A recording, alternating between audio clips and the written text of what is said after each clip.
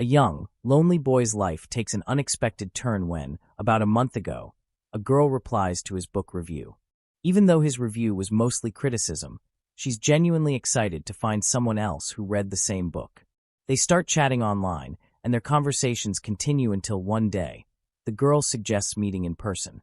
The boy, Yuta, immediately becomes suspicious. He can't believe someone would want to meet a loser like him. He even wonders if it's some kind of prank. Despite feeling nervous and doubtful, curiosity about her appearance gets the better of him, so he agrees to meet up. On the day of their meeting, Yuta arrives at the location first and texts her to let her know where he is. When she doesn't show up right away, he assumes she must have seen him and left. Just as he's about to give up and leave, someone calls his name. He looks up from his phone and is stunned. Walking toward him is an incredibly beautiful girl. Yuta's heart nearly jumps out of his chest, and he can barely form words to reply. While he's panicking internally, the girl chats cheerfully, mentioning their reservation. Yuta, who hasn't had a proper conversation with a girl in ages, starts worrying that she'll regret meeting him. Lost in self-loathing thoughts, he accidentally makes eye contact with her, which only freaks him out more. Sensing his discomfort, the girl asks if something's wrong. Yuta stammers that it's nothing, and she doesn't press further as they arrive at a fancy restaurant. Surprised, Yuta comments on how nice the place is. The girl explains she chose it because it's perfect for a date. Yuta's heart races again. He thought this was just a casual meetup, but now it feels like a setup for something more.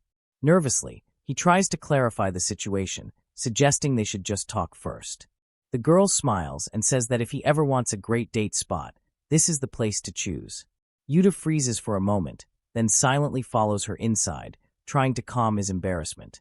As they walk in, Yuta overhears some girls whispering about how they look like a couple and speculating that the girl must be a call girl. Even when seated at the table, Yuta can't stop thinking about how ridiculous this whole situation is. He convinces himself it's just a one-time coincidence and tells himself to calm down. The girl snaps him out of his thoughts by asking what he wants to order. They both decide on drinks, and she happily raises a toast to their first meeting. Yuta realizes he's too nervous to handle this situation sober, so he downs his drink in one gulp, so fast that he nearly chokes, spilling some in the process. The girl leans forward, concerned, and quickly wipes his face. Her sudden closeness startles Yuta as he pulls back, shocked and confused. Sensing his reaction, she apologizes, worried that she upset him. Yuta assures her he's not mad, but questions why she's being so nice to him, pointing out that it won't benefit her since he's not rich or good-looking. The girl chuckles at his insecurity, explaining that she's been reading about love for a long time, and meeting someone who read the same book made her curious. She just wanted to see what kind of person he was. Feeling embarrassed, Yuta goes on a self-deprecating rant, apologizing for being boring and a loser who's never dated anyone. He admits he only read the book casually and has no business with love because he sees himself as a failure. After listening to his long speech, the girl asks if he really thinks of himself as a failure just because he never dated someone. Then he can try going out with her. Yuta is silent because of the shock of the sudden offer, while the girl explains how if he has gotten a girlfriend and been intimate with her, then he won't be a failure anymore. He is worried that the girl is trying to manipulate him by being sweet, but he still can't get a word out. He looks too stunned to speak, so the girl quickly backtracks, stating that she was just joking with him. Laughing sheepishly, Yuta replies that he already knew about that. He doesn't get a chance to be confident for long as his online friend hits him with how she still finds him adorable, even if he is a failure. He chuckles nervously, asking her to stop teasing him, while inside, he's panicking because he can feel himself falling for her, even though he knows he shouldn't. Their dinner date soon ends, and as they leave the restaurant, the girl thanks him for the meal, saying how everything tastes really good. Yuta simply agrees with her, while thinking about how he didn't enjoy anything because he was extremely anxious. Earlier in the restaurant, he first choked on the beer, forgot his wallet at the table, and then ended up scattering his coins everywhere. He feels embarrassed at his weird antics and apologizes to his friend for making her see those humiliating things. Determined to make it up to her, he suddenly offers to walk her to the bus station. He can't believe his own words, but the girl quickly takes him up on the offer, asking with a cheesy smile if he wishes to be her escort. As usual, Yuta loses all his ability to speak while the girl seems satisfied with herself and hooks an arm around his elbow. She makes sure to squeeze her body against his arm, and when he goes red in the face, she innocently asks if he is drunk. Yuta can only will himself to stay calm, trying to remind his heart that she is just teasing him, and they will part ways after reaching the station. As they are walking toward the station, he keeps reminding himself that this is the only time they will meet. He starts to get anxious when they approach the station and decides that they should walk around for a bit, since they will never meet after today. He is so lost in the thought of spending more time with her that he fails to notice where they are going. He only comes back to his senses when he looks at the signs around them and realizes that he accidentally walked into a love hotel district.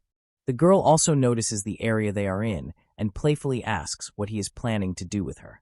Yuta tries his best to clarify the situation, saying that he wasn't planning to bring them here. His friend just chuckles at his reaction and asks if he has visited this place before, but Yuta quickly denies that. The girl adds that it is also her first time in such a place, and she heard that this street only has super fancy hotels. While she is talking, Yuta envisions her sitting in a hotel room, making him blush heavily. His red face is not hidden from the girl, who leans closer to his ear, asking if he is thinking about something indecent. Yuta quickly pulls away from her, clarifying that he wasn't having any dirty thoughts, and suggests that they should leave this place instantly. The girl still doesn't back down as she softly touches his shoulder, asking what will happen if she doesn't want to return to the station yet. Yuta has no idea what she is suggesting, and nervously replies that they can walk around for a bit if she doesn't want to go back. The girl accepts his offer on the condition that he will not abandon her suddenly. With her hand still on his chest, she whispers that this is the opportunity for him to stop being a failure. Yuta's heart is almost beating out of his chest as the girl continues that she is asking this so they don't have any regrets later. Yuta still thinks she is just messing with him, but he can't stop being curious. He just stands there stunned as the girl faces him with a big smile, asking if they should go on a tour of this place. The girl's voice suddenly becomes more seductive as she asks what he wants to do. Yuta nervously asks what she means, while trying his best to understand if she's implying what he thinks she is. After carefully thinking about his answer, he lightly scolds her for saying something like this: "What if I were some sketchy guy who'd turn into a villain the moment you walked into a hotel room with me?" His attempt to sound serious only makes him seem more flustered, earning a giggle from her. When the girl innocently asks if he would do horrible things to her, he quickly explains that he is just pointing out the possible dangers. She seems surprised when he politely tells her to be more respectful towards herself. He is worried that he might have been out of line, but to his surprise, the girl seems even happier that she has gotten the chance to meet him. He can't believe that he said the right thing, while his friend seems extremely happy as she asks if they should go back. They start walking back to the station, and Yuta is still in awe of how she is acting so calmly. As they reach the station, Yuta apologizes for keeping her out so long, but the girl quickly dismisses him, saying that she enjoyed herself. Yuta is surprised at how quickly time passed, and his friends seem to share the same sentiment, but she doesn't say anything about it. After taking a few more steps, the girl asks if he is also going the same way, to which he replies that it is not his route. She finally takes her hand off his arm as they both realize that it is time for them to go their separate ways. When she thanks him for the dinner, Yuta starts his usual rant about how he is sorry for keeping her out so long and forcing her to spend time with someone like him. The girl once again reminds him that she really enjoyed herself and also became more interested in knowing him. Yuta is startled when she suddenly starts leaning closer to him and puts her hand in his pants pocket. Before he can freak out completely, she takes his cell phone. With a bright smile, she says that if he ever wants to meet her again, he can contact her without any hesitation. In the next moment, she leaves after sweetly saying goodbye to him and fails to notice his attempts to call her. Later, when Yuta is sitting alone in the subway, he is still trying to believe that everything that happened today was real. He can't help but wonder what would have happened if he had taken the girl on her offer and gone to the hotel room with her. The notification tone from his phone startles him out of his thoughts, and he looks at it to find another thank you message from the girl. Staring at his phone screen, he wills himself to calm down since he doesn't even know the name of the girl. That night, he lies idly on his bed, unable to fall asleep as he keeps replaying the events of that day. He keeps staring at his phone screen, thinking about how even if he replies to her messages, there is no way that she will ever want to meet him again. Meanwhile, on the other side, The girl is also staring at their message while sitting in the bathtub. It has been 10 days since Yuta met his online friend, but she has never contacted him again. He remembers how she said that he could message her anytime if he wanted to meet again, but he is worried that if he messaged her, she might think he is falling for her. Just then, his phone dings, and he eagerly looks at it only to find that someone has liked his tweet about being hungry. He quickly searches the account and finds that the person who has liked his tweet has also viewed his account. The activity gives him some hope. He types a tweet about how he is planning to watch a movie and asks if someone is available to go with him. He stops just before sending the tweet, guessing that she will ask to go to the movies with him, but he is also worried that he will look lonely if no one replies to his tweet. He eventually convinces himself to send it, thinking that it is a better option than directly texting her. After almost an hour, his phone dings again, and he quickly picks it up to find that the same person has liked his tweet.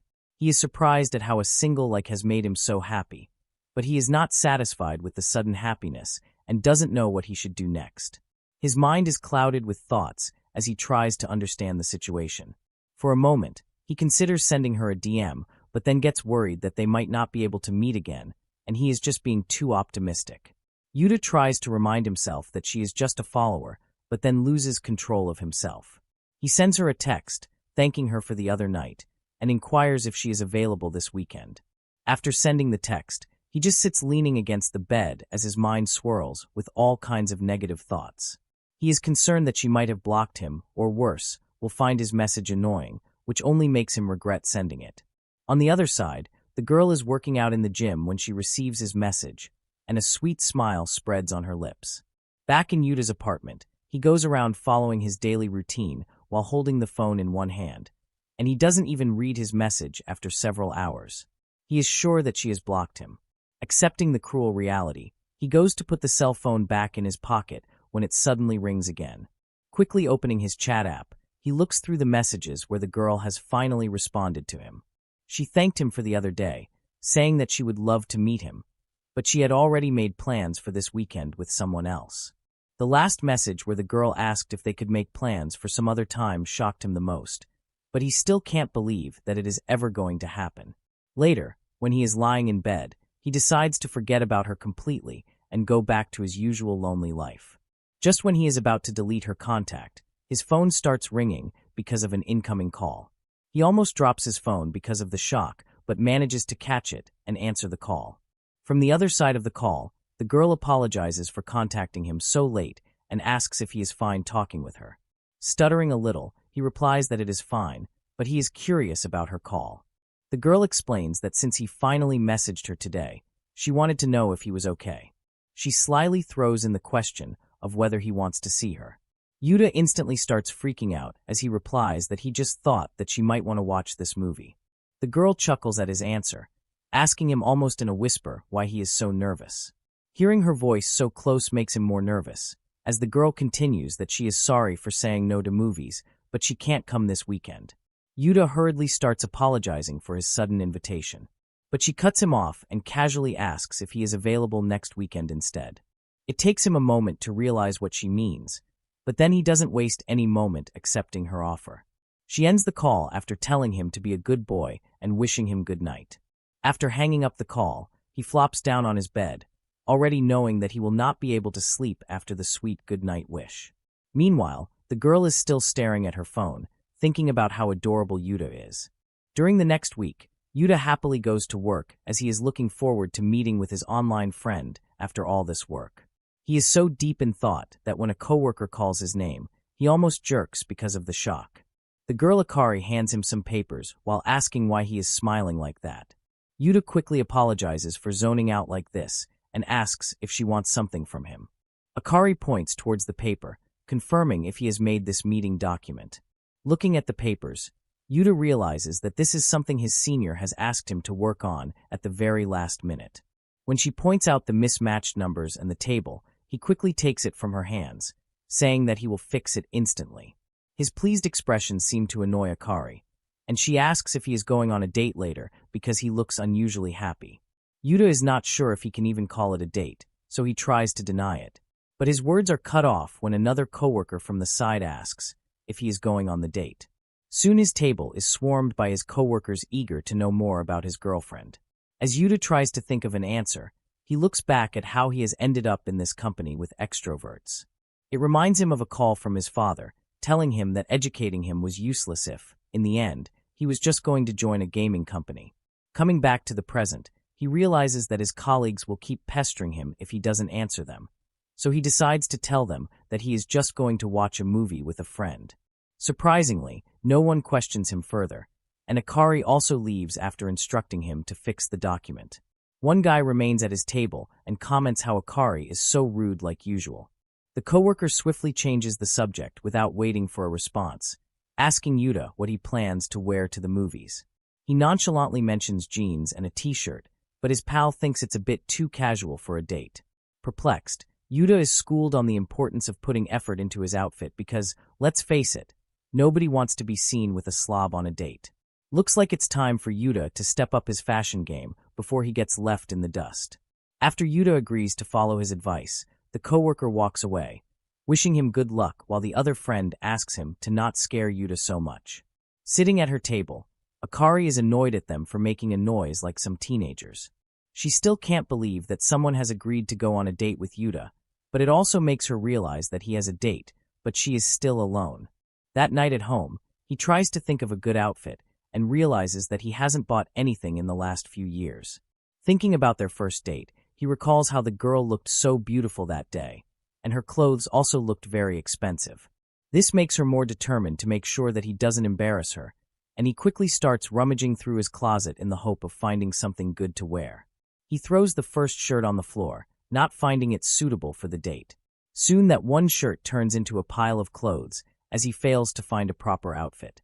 He decides that he needs to go shopping, but decides to search online for some ideas before actually following through with the plan. After a few minutes of useless searching, he gives up on it and instead decides to go to the market on the weekend.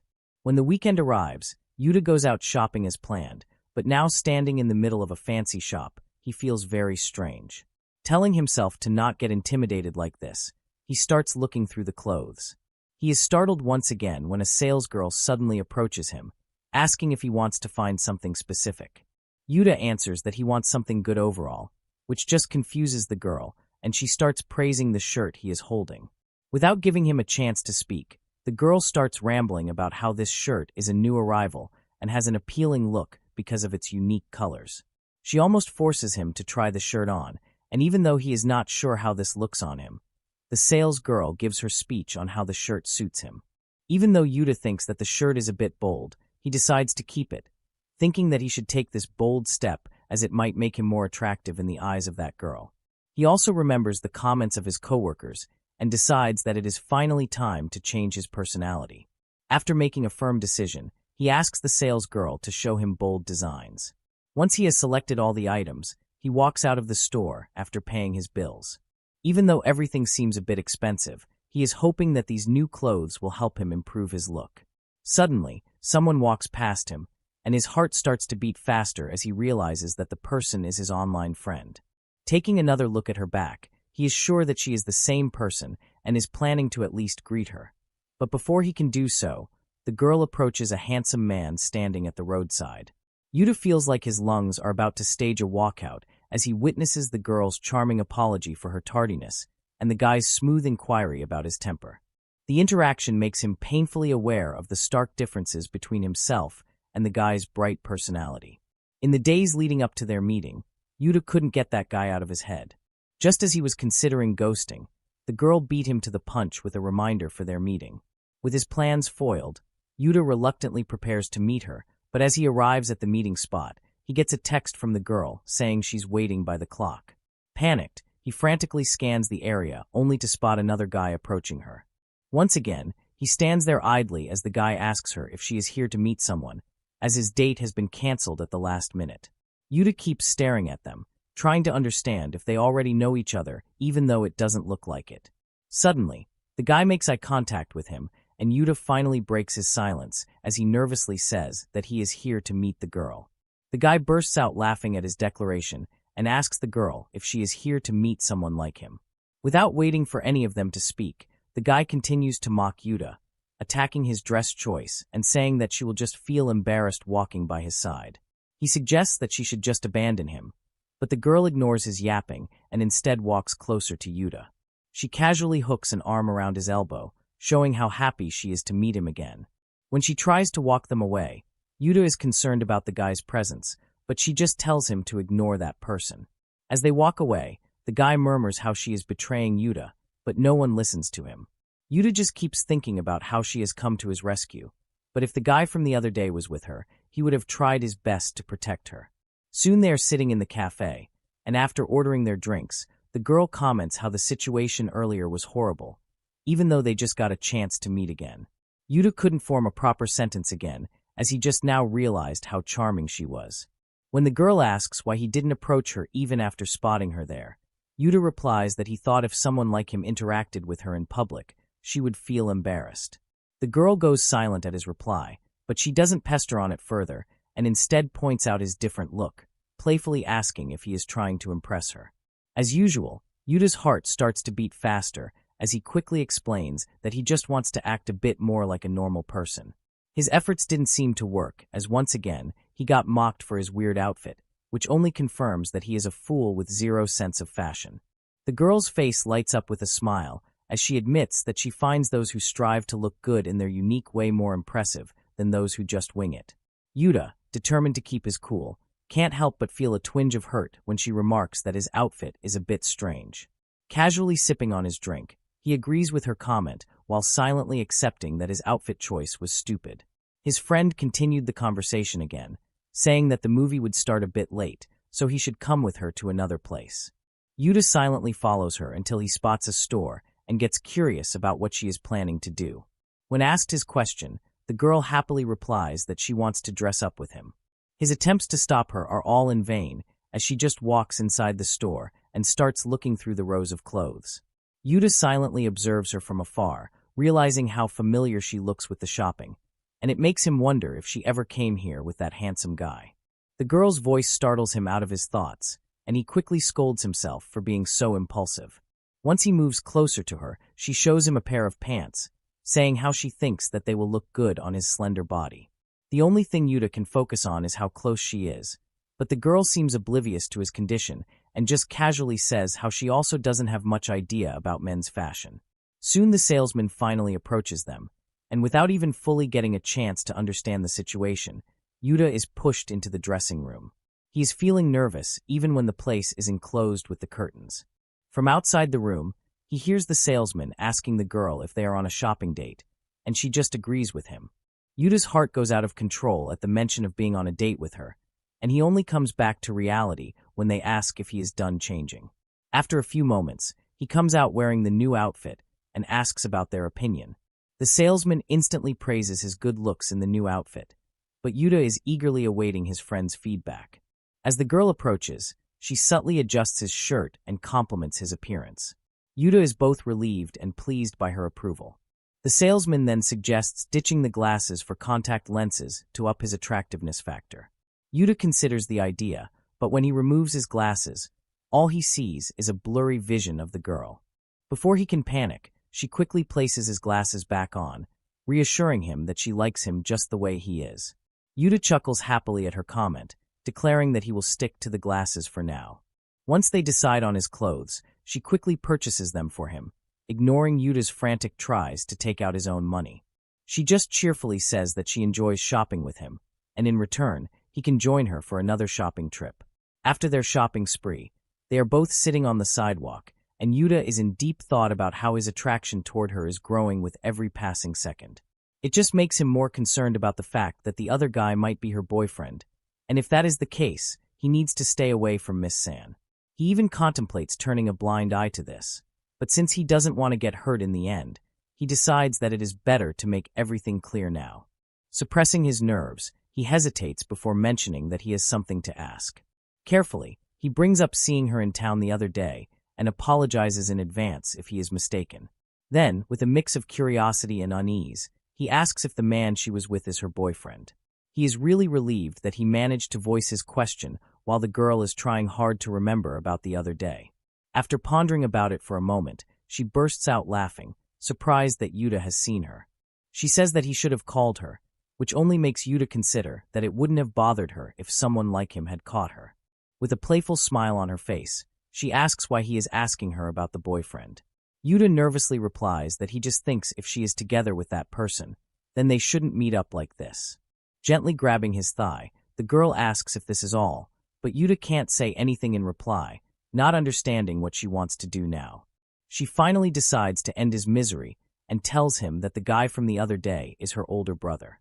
She further explains that her brother visited her last week and was almost stabbed by a girl. Shocked by the news, Yuta instantly asks about the well-being of her brother, but she just seems to focus on how he thought her brother was her boyfriend. Laughing sheepishly, he apologizes for the misunderstanding, but also seems happy that she is not dating that person. She playfully pinches his cheek, asking if he is satisfied with the answer. Feeling embarrassed, Yuta tries to say that he didn't mean it like that, but she doesn't believe him and asks if he is jealous. When Yuta frantically tries to deny it again, she simply agrees with him, saying that there is nothing like that between them. Yuta is confused by her weird statement, but she doesn't give him a chance to think about it as she starts pulling his hand, saying that the movie is about to start. Even though Yuta is curious about what she meant by her comment, he is just glad to know that she is not dating that person. Now just spending time with her like this is enough to make him feel good. Soon they reach the cinema, and the girl is happy that they are not late even though they have to rush a bit. She then points out that they still need to buy the tickets, and Yuta quickly takes the lead, telling her to wait while he goes and buys tickets for them. She waits for him there as he goes to buy the tickets, his mind still focused on whether it is right for him to take the lead like this. Since it is his first time going to the movies with someone, he has no idea what people usually do in such situations. He soon returns with the tickets and is relieved to see that the girl seems fine with his actions. She tries to pay him for her tickets, but Yuta refuses to take the money, pointing out how he still hasn't paid her for the clothes. She finally agrees to accept his offer and thanks him for the ticket. Once they are sitting inside the cinema, Yuta is finally relieved that everything seems to be going well. The only thing that bothers him is how he wanted to watch the movie, but now he is struggling to focus on the screen. He just keeps squirming, not knowing what he should do with his hands. His nerves surprise him since they were also sitting together earlier, but now he is feeling more anxious. Suddenly, the girl leans closer to him, commenting on how it feels like they are on a date, but she seems oblivious to the impact she is having on him. Slowly slipping her hand into his hand, she asks if he wants to practice it with her. He freezes as she intertwines their fingers, casually mentioning its practice for when he goes on a real date. While she turns her attention back to the screen, Yuta finds himself musing that, date or not, he doesn't mind. He is also not concerned about whether it is okay to hold her hand when they are not dating, and how he feels really stupid for not being able to stop himself from having such thoughts. At this moment, he is not worried about anything, and his only wish is that the movie will keep playing forever. Even though the movie is still playing on the screen, Yuta has no idea how much longer they have been sitting here. Right now, the only thing on his mind is the nice scent, the weight of the girl's head on his shoulder, and concern about having sweaty hands. He is struggling to focus on the movie, and it becomes more difficult when she suddenly pulls her hand away from his grip. He instantly starts worrying if his hands are sweaty or if he has made a mistake. Clenching his hand, he tells himself to not feel so disappointed since it is obvious that she wouldn't want to hold his hands all the time. As he is thinking about how he should just forget about it, he suddenly notices his friend leaning down to get something from her bag. Once she gets back up, he is surprised to see her holding a handkerchief and just now notices that she is crying. He is amazed to know that she also cries at a movie and tries to hold her hand but can't bring himself to do so. Once again, she comes to his rescue and casually leans against his shoulder. The time passes too quickly for his liking. Soon the lighting comes back on in the movie theater, also pulling him back to reality. The smile has returned to his friend's face as she asks if they should leave now. Judas simply follows her while thinking about how today the feeling of all this being a dream was more intense. Once they are outside the theater, the girl comments that the movie was amazing and she is happy that he decided to invite her. She then asks him if he has read the book the movie is based on and how he will compare the two works. Judas struggles to come up with a reply, not wanting to expose that he was so focused on her that he forgot to watch the movie. When he stays silent for a moment, she asks if he paid attention to the movie when he was the one who invited her in the first place. With a playful smile on her face, she asks if he is focused on something else. Judas hurriedly tries to find a good answer, and then comes up with how he was shocked to see her cry. The girl just replies that she is also a human, so it is normal for her to sob or be angry sometimes. Judas instantly gets worried, assuming that she is angry, but his reaction just seems to amuse his friend. She clarified that there was nothing for her to be angry at, and that she was just messing with him. When they both walk outside, they are surprised to see how it is already nighttime. Judas is once again concerned about what he should do next, since he just asked her to watch a movie with him, and now he doesn't know if they should go home. This time he also doesn't want to go home without even knowing her name. Despite his nervousness, he manages to ask her if she would like to go for dinner, and then instantly gets worried that he is too loud. He quickly adds that she can refuse if she wants, as he just wanted to discuss more details about the movie with her. Judas is sure that he looks very stupid right now, but it doesn't seem to bother the girl as she agrees to the dinner, asking him if he just wants to stay with her a little longer. Judas struggles to answer her and just gets more nervous as she playfully leans closer to his mouth. In the end, he just decides to accept the truth that she is right, and hearing his answer, the girl happily starts walking ahead, saying that she is also really hungry. Before they can go for dinner, the girl excuses herself to go fix her makeup, and Judas decides to utilize this time to find a good restaurant. When he takes out his cell phone, he realizes how he had turned it off, and there is a message notification from Twitter. He is surprised at the sudden message, but ignores it for the time, instead focusing on finding a good place to eat. Soon the girl returns, and they both leave to have dinner together. Meanwhile, somewhere else, a girl is happy that she has sent the message, and is hoping that Judas-san will see it.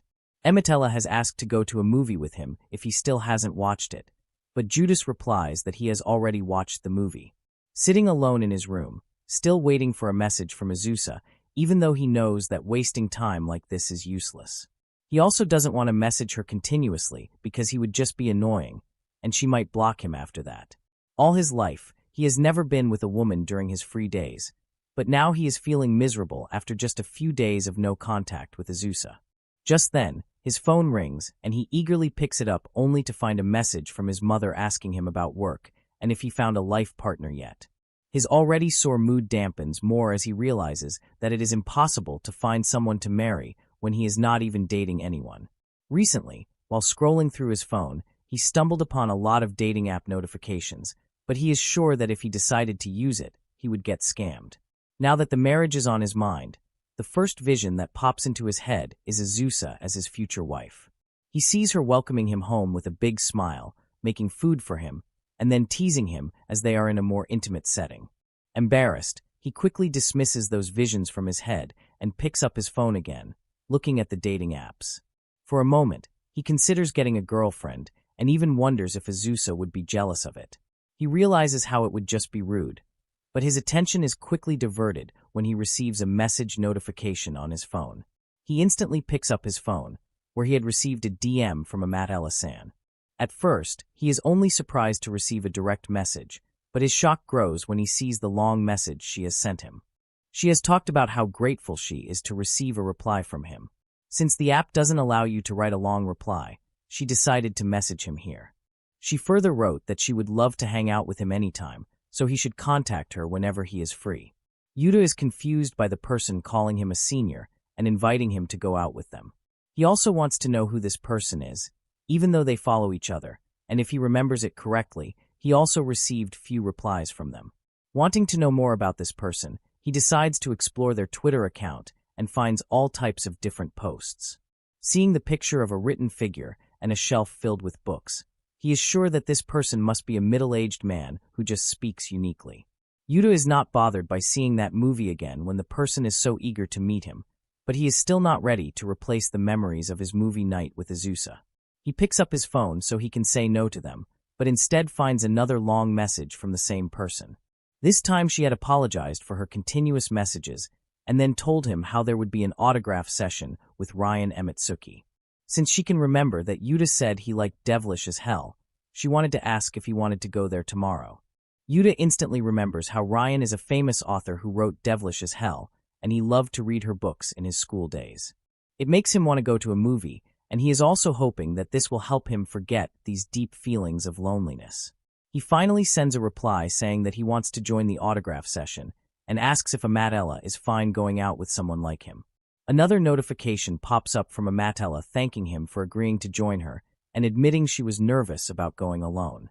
She promises to send the details later. After his conversation with her, Yuta finds Ryan's books in his cupboard and is hit with a sense of nostalgia as he skips through the pages. Just looking at the books makes him so excited, and he decides to read them later. The next day, he goes to the designated place feeling really nervous since he has never met an online friend in real life except Azusa-san. He sends a text to Amatella informing them about his arrival and sharing the details of his outfit so they can easily find him. His phone instantly lights up with a reply as the person says that he has also arrived and is in light blue clothes. Yuta starts to look around to find a young man in light blue clothes. When he feels someone gently pulling at his arm, he turns around to find a young girl standing there looking nervous. Yuta is stunned when the girl introduces herself as Amatella. Yuta still can't believe that the person he thought would be a middle-aged man has turned out to be a young, beautiful girl. He nervously introduces himself and quickly apologizes for his strange reaction, sharing how he had thought he was meeting with a man. Amatella chuckles nervously at his reply and then starts rambling about how she is sorry for creating the confusion, and she was so nervous earlier that she couldn't thank him properly for accepting her offer. Yuta is surprised at how she also speaks long sentences in real life. Even though he didn't know that he would be meeting with a young girl, he still feels like he is somehow cheating on Azusa.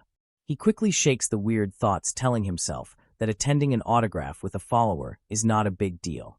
Deciding to stay calm in the situation, he asks Amatella if they should go inside, to which she instantly agrees.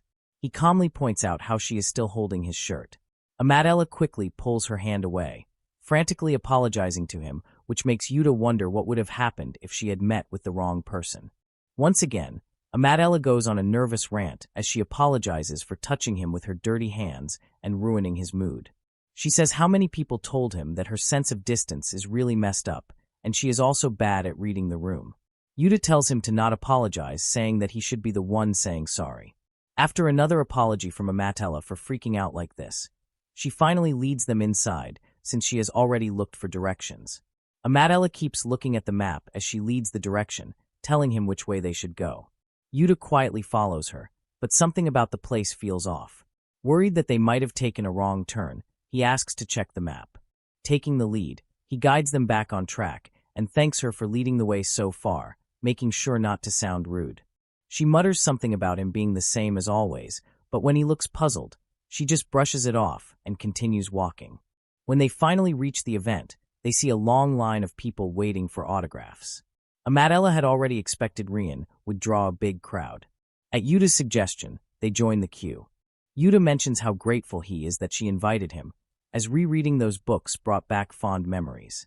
Amatella smiles, saying she should be the one thanking him since she read those books back in elementary school. Curious, Yuta asks if she's still a student, and she explains that she's now in vocational school at 19 years old. She adds that she read Ryan's books in 3rd grade. Doing some quick math, Yuta is shocked to realize it's been 10 years since the book came out. When Amatella notices his surprise and asks what's wrong, he jokingly replies that he's just feeling old. He then shifts the conversation, pointing out how intense the book was for a 3rd grader. Amatella agrees, noting that the female lead was a succubus in training.